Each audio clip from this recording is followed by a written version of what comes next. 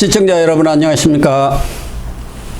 12월 12일 시사정담 시작하겠습니다. 이종근 전 데일리안 편집국장님 나오셨습니다. 네, 이 국장님. 네. 오늘이 12.12 네네. 그 사태 날입니다. 네네. 옛날로 말하면은. 네, 그렇죠. 그래서 그런지 정말 오늘 전국이 팽팽 돌아갑니다. 네, 시시각각으로. 네, 윤석열 대통령이 예. 5일 만에 네. 찍거다가 나와갖고 담화를 발표하고 네. 또 국민의힘에서는 네. 한동훈 대표가 담화를 또 입장 발표를 하고 탄핵과 관련한 그렇습니다. 그리고 의총이 열려가지고 원내대표 선출을 하고 뉴스들이 쏟아지고 있어서 좀 혼란스러운 상황인데요.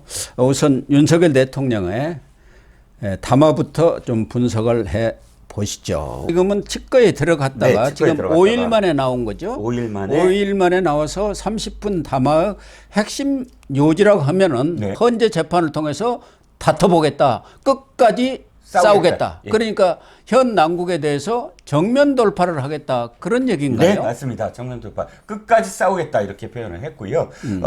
세 파트로 나눴습니다. 이것도 첫 번째 파트는 우리가 첫 번째 선포할 때 다 들었어요. 예. 그러니까 야당이 뭐 예산 깎고 그다음에 입법 폭주를 했다. 이 얘기 통과.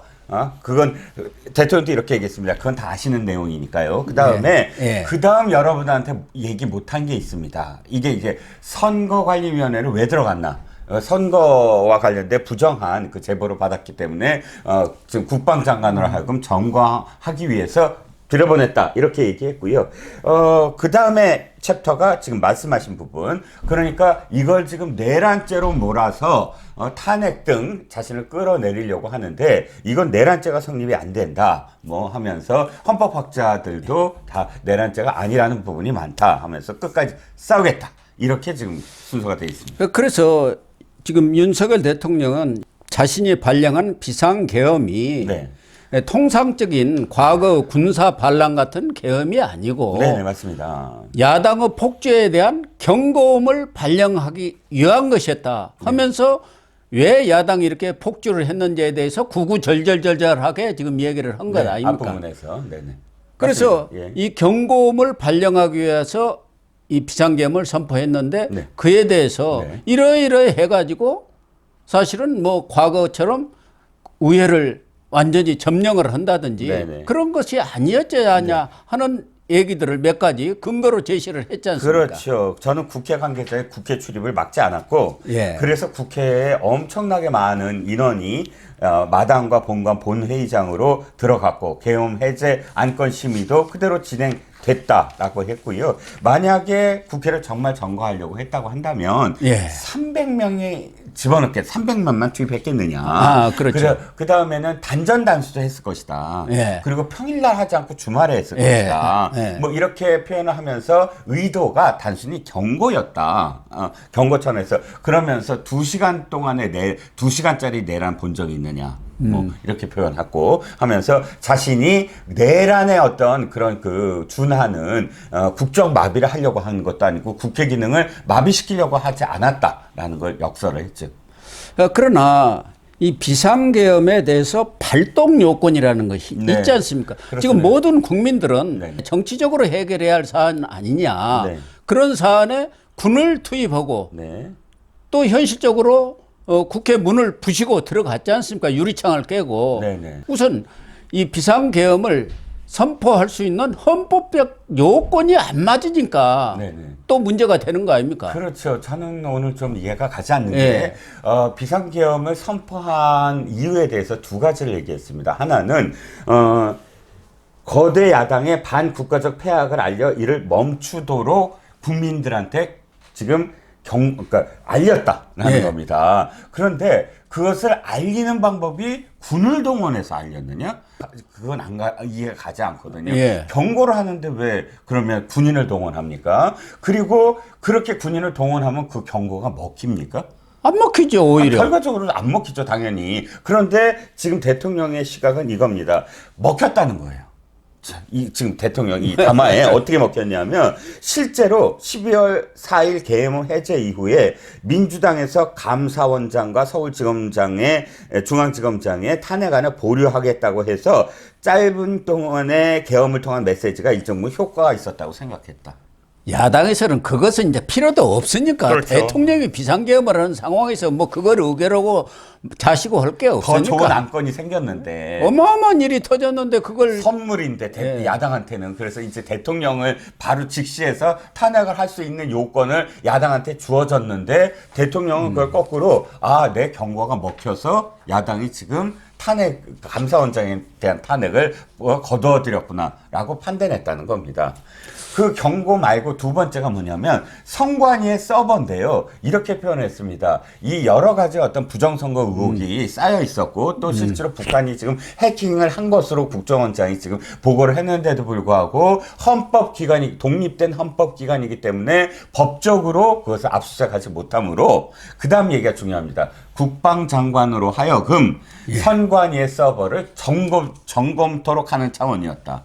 아니 선관위 서버를 점검하는데 군을 동원해야 됩니까? 그러니까요. 아니 그러니까 이게 독립된 헌법기관이라고 해서 검찰 등 공식적인 수사기관이 수사를 하려고 그러는데 거기에 대해서 응하지 않을 것이다. 아니 그리고 문재인 정권의 그 선관위 같으면 모르지만 네. 선관위원장이 있지만 실질적으로는 네. 사무총장과 사무차장이 장관급 아닙니까? 사무총장. 그렇죠. 예, 예. 그분들이 다 실무를. 실질적으로 실무를 관장을 하고 그렇습니다. 그 이후에 또 상임 선관위원이 있습니다. 위원들이 있죠. 위원이 있고 또 상임 선관위 있어요. 상임, 예. 이번에 조혜주가 그렇죠, 거기 들어간 그렇죠. 게 바로 그거 아닙니까? 그렇죠. 예. 그런데 그 사람들 지금 누가 임명했습니까? 대통령이 임명했고 자기 무슨 고등학교인가 대학교 동창도 임명해 놨는데 그 사람들을 통해서도 얼마든지 그걸 충분히 점검해 볼 수도 있고 필요한 조치를 취할 수도 있는 거 아닙니까? 그렇죠. 그 서버를 점검하는 것은 국정원은 할 수 있어도 제가 보기에 예. 정보사가 하는 건 인간 영역을 위법이죠, 군이 그게. 행사하게 하는 건 그건 납득이 가지 않죠. 그러니까 이 군의 무력 동원이라는 것을 대통령이 너무 가볍게 생각하는 것 같아요. 그러니까요. 군이 움직여서 그런 서버 점검 같은 것을 군이 할 수 있다라고 생각하는 것. 그건 민간 영역의 선출, 그 국민주주에 의해서 선출된 민간인 출신의 대통령이 사고할 수 있는 영역이 아니거든요. 더군다나 그 네. 포고령 1호 네. 보면은 첫 번째 조항에 국회 활동을 네. 정지시키겠다 이렇게 나와 있고 본인이 다 수정 삭제했다는 게 지금 다 김용현 전 국방장관도 검찰에서 진술하고 있는 사안 아닙니까? 그렇죠. 그리고 특전사령관이라든가 뭐 그 특임단장한테 또 경찰청장한테 끌어내라 이렇게 지시를 했다는 거 아닙니까? 그리고 여기 점령해라.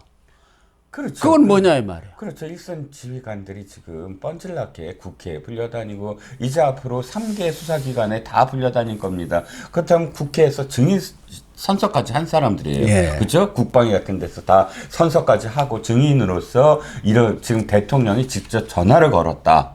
그리고 어떤 지시를 내렸다라고 지금 증언을 했습니다. 하지 않았던 내용을 증언을 함으로써 위증죄도 받아야 되고 가장 중요한 건 자신들은 지금 내란 가담죄예요. 예. 내란 가담죄를 받아야 되는 사람들이 지금 말하는데 거짓말을 얘기할 수 있을까요? 뭐 대통령한테 모든 걸 뒤집어 씌우려고 대통령이 하지도 않은 전화를 했다라고 이야기함으로써 자기한테 돌아오는 거짓말을 했을 때 돌아오는 그런 유무형의 법적인 어떤 제재가 훨씬 더 가중될 텐데요. 거기다가 이 정치인에 대한 체포, 구금 네. 이 부분은 뭐 시설까지 우리나라 최고 1급 보안 시설에다 체포 구금하려고 했다는 게 처음에 홍장원 국정원 전 1차장이 폭로했을 때 국정원장이라든가 다 그런 일 없다고 부인했던 거 아닙니까? 그러나 사실로 다 밝혀지고 있지 않습니까? 그렇죠. 안타깝게도 그거야말로 위법한 일이고 위헌적인 일이죠. 예, 안타깝게도 저는 홍장원 1차장의 이야기가 사실이 아니기를 바랬고 홍장원 1차장이 상당히 그 이전부터 민주당과 그런 정보를 교환했다라는 이야기도 있었습니다. 하지만 그 홍장원 차장이 이야기한 것 중에 과천에 모처에 그 정치인들을 수감한다라는 그 표현이 최근에 언론 보도에 따르면 과천에 예. 벙커가 있다고 합니다. 비원 벙커라는 게 있죠. 예, 근데 그 벙커를 김용현 장관이 취임하자마자 새롭게 공사를 들어갔다는 얘기가 있거든요.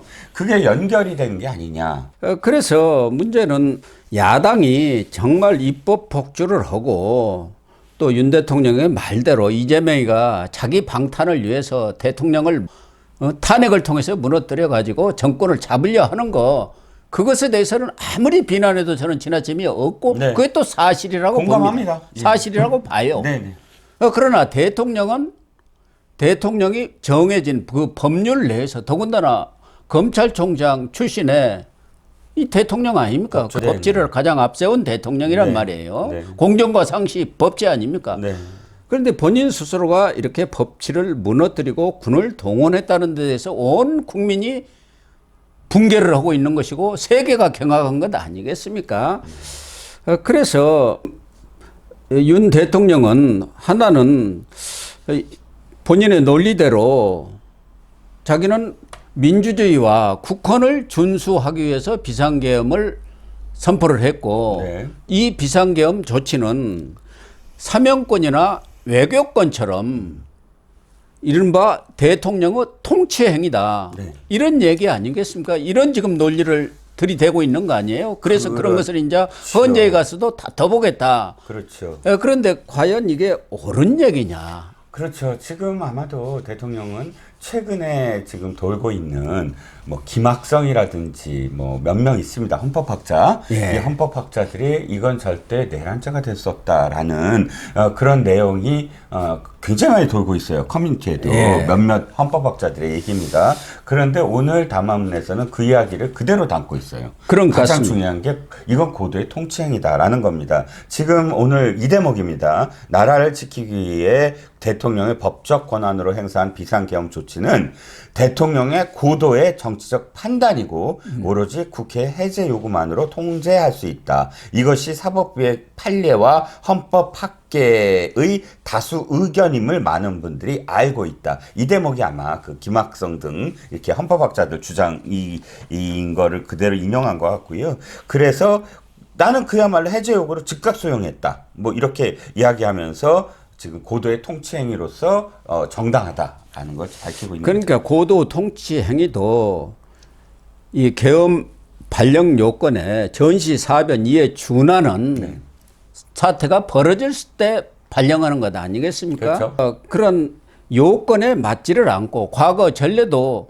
김대중 전 대통령이 북한한테 많은 돈을 보낸 적이 있지 않습니까? 네네. 대북 송금. 네. 그래가지고 그것 때문에 박지원 의원이 지금 국회의원입니다만은 징역을 선고받았어요. 그렇죠. 그것도 통치행위라고 했죠. 예, 비서실장으로서 대통령 비서실장. 예, 통치행위라고 했지만 네. 그 통치행위의 범위를 벗어났다고 해가지고 실형을 받은 적도 있는 것 아닙니까? 그렇기 때문에 과연 그런 것이 헌재에서 받아들여질지 여부는 과연 윤 대통령의 그런 주장을 받아들일 수 있을지 그건 정말 의문이 아닐 수가 없는 것 같습니다. 그리고 또 하나는 이제 윤 대통령은 국민의힘에 자기의 임기를 포함해서 전국 안정화 방안을 일임했지 않습니까? 네.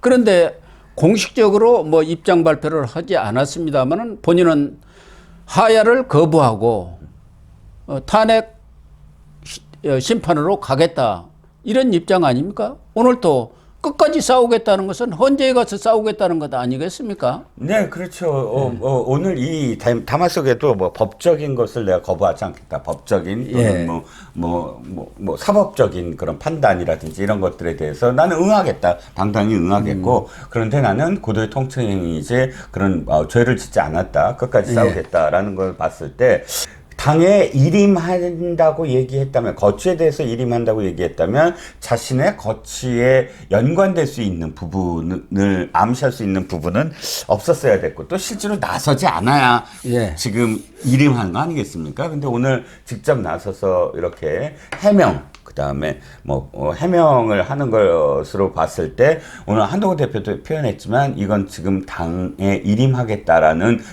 지난번에 말을 대국민 약속을 거둬들였다. 이렇게 지금 받아들이는 것 같습니다. 한동훈 대표도. 또 하나는 야당이 폐악질을 했다고 주장을 했는데 그 주장은 상당 부분 맞습니다만은 지금 윤석열 대통령이 지금 이런 상황까지 온 것이 과연 전부가 야당만의 탓이냐 그 문제 아니겠습니까? 윤석열 대통령의 지지율이 왜 20% 아래로 추락할 정도로 어느 역대 대통령도 그런 지지율을 받은 적이 없지 않습니까? 국민이 이미 거부를 한 상태 아닙니까? 비상계엄 이전부터.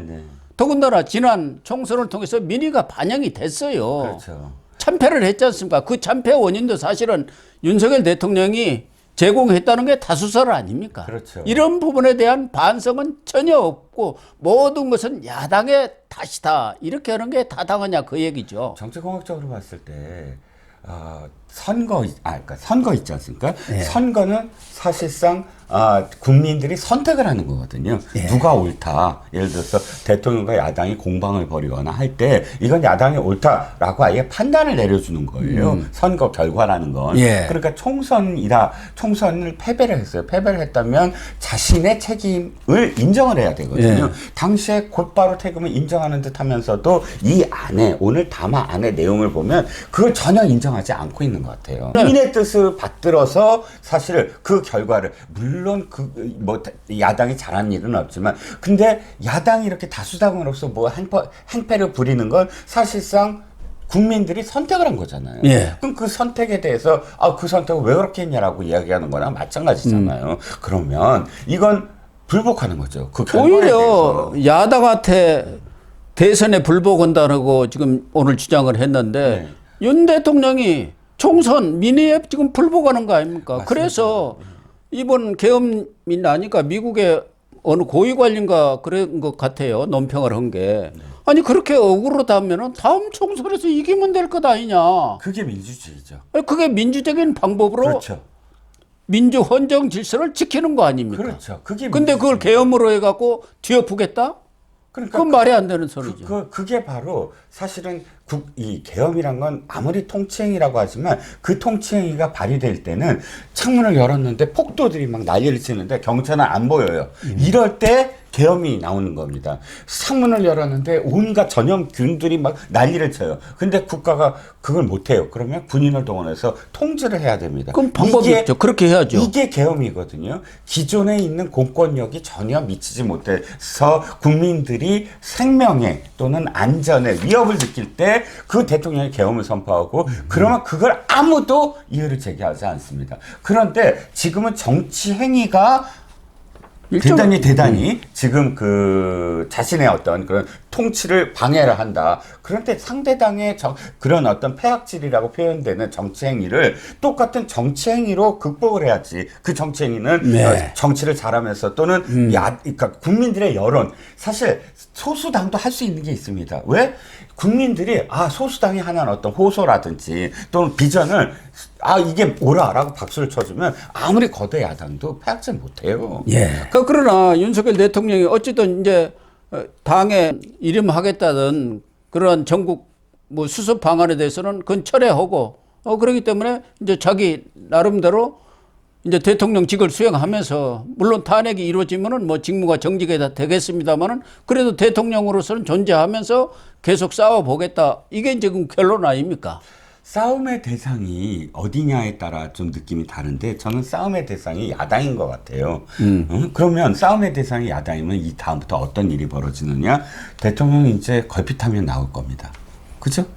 싸운다는 게 뭡니까? 상대의 논리를 깨야 되잖아요. 그럼 자신이 직접 나서거나 아니면 권성동 뭐 원내대표를 통해서 한다거나 해갖고 직접적으로 오늘 이 담화에 준하는 그런 선전전 내지는 여론전을 펼치겠다. 이게 싸우는 거 아니겠습니까? 결국 오늘 이 담화도 국민의힘 원내대표 선거 그걸 겨냥해서 이 담화의 목적이 오늘 권성동 의원이 원내대표로 선출되도록 거기에 힘을 실어주기 위한 것 아니냐. 그렇죠. 그런 거 아니겠습니까? 지금 친윤도 흔들리니까 내가 굳건히 지키고 있다. 당신들도 싸워라. 그러니까 우리가 같이 힘을 합쳐갖고 다시 권력을 찾아오자. 그 얘기 아닙니까? 맞습니다. 그러니까 하필이면 공교롭게도 왜 원내대표 선거가 치러지는 그 시각 10시에 시작하거든요. 근데 동시에 지금 담화가 이루어졌습니다. 그렇다면 대통령으로서는 이 당이 나의 마지막 보루다. 예. 이 당이 만약에 지금의 체제, 한동훈 대표의 체제가 그대로 공고화된다면 자신은 지금 굉장히 위험에 처할 수밖에 없다. 그러니까 지금 권성동 친윤이라고 불리는 권성동 의원을 꼭 원내대표로 진입시켜서 무조건 자신이 지금 생존을 해야 되겠다. 라고 지금 판단하는 것 같습니다. 실제적인 목적은 거기에 있는 겁니다. 이제 가장 중요한 것은 국민들이 네네. 윤석열 대통령의 담화에 대해서 어떻게 받아들이냐 그 문제 아니겠습니까? 그렇죠. 국민들이 거부해버리면은 아무 의미가 없는 것이 되는 것이고 국민들이 설득이 된다 한다면은 또 여론조사를 보면은 지지율이 좀 올라갈 수도 있겠죠. 그걸 좀 지켜볼 수밖에 없는 거 아닌가. 안타까운 건 그 직전까지 그러니까 담화 직전까지 어떻게든 좀 안정된 예. 그런 그 모습 그러니까 국민이 가장 지금 힘든 게 뭐냐면 불가특한 상황이거든요. 예. 예. 그런데 지금 또 다시 좀 불을 지른 듯한 느낌? 불을 질렀죠. 네. 그런 생각입니다. 국민들의 분노에다가 기름을 갖다 끼 얹은 것 아닌가 그런 생각이 듭니다. 그렇습니다.